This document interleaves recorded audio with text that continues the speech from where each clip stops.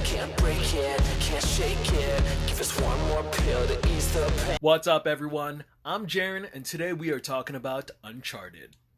This big screen adaptation is directed by Ruben Fleischer, who's responsible for movies like Venom, Zombieland, and 30 Minutes or Less. The story follows a street-smart Nathan Drake who is recruited by a seasoned treasure hunter named Victor Sullivan, aka Sully, to recover a fortune amassed by Ferdinand Magellan and lost by the House of Moncada 500 years ago. So if I'm going to be honest, I have not played the video game. I've only seen the cinematic gameplay with my brother Justin and my best friend Nohea.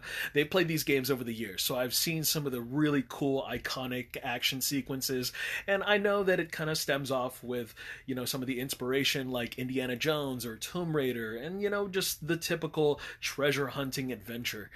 When I first saw the trailer, I was like, this movie looks way too clean. Where's the down, dirt, and grit of Uncharted? I mean, of course it's something like Sony to make something for the mass audiences. And then I saw that Tom Holland was going to be Nathan Drake, and Mark Wahlberg was going to be Sully, and I was thinking to myself, these guys are pretty young for the casting choices of their video game counterparts. And according to my best friend Nohea, it looks like the story is really adapting from game number 3 and 4, just mashed up in one movie, why don't they? I wasn't too excited, but I wasn't completely against it, so I finally got to see it, and it was fun.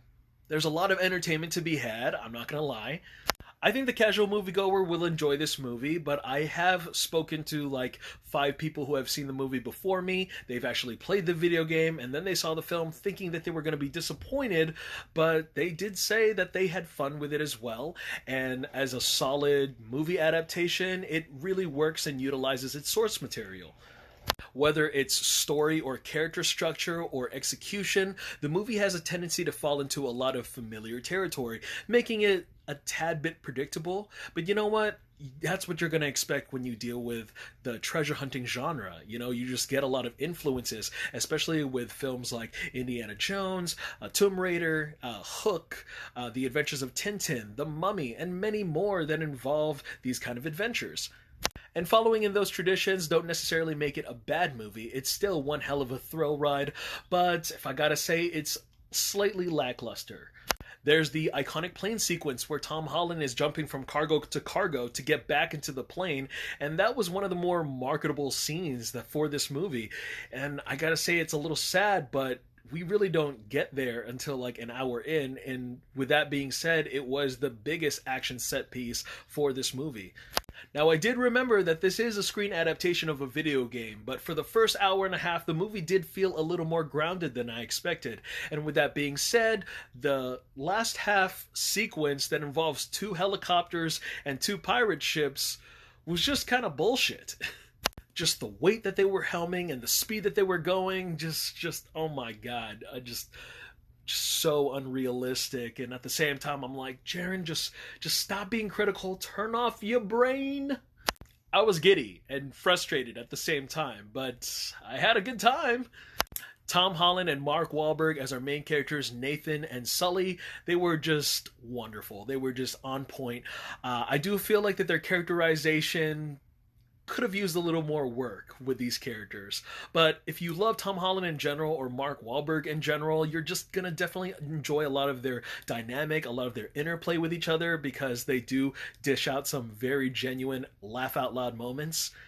I felt like the movie could have used a little more Antonio Banderas, but that's just me.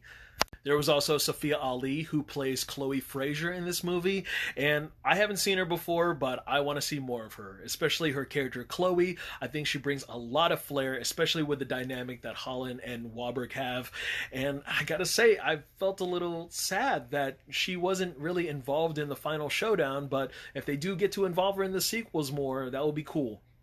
Speaking of sequels, the filmmakers better get around to actually adapting the first video game, because I want to see El Dorado on the big screen. That's just me. We haven't had an El Dorado story / movie in a while, and I would like to see that. Alright guys, that's all I got to say about the movie. Sorry I had to keep it short and sweet because y'all don't want no spoilers from me. But stick around for the last 2 post-credit scenes. They're definitely worth it. And I'm Jaren Banawag. Thank you guys so much for watching. Look forward to more reviews, and I will see you guys at the movies. Take care. Check the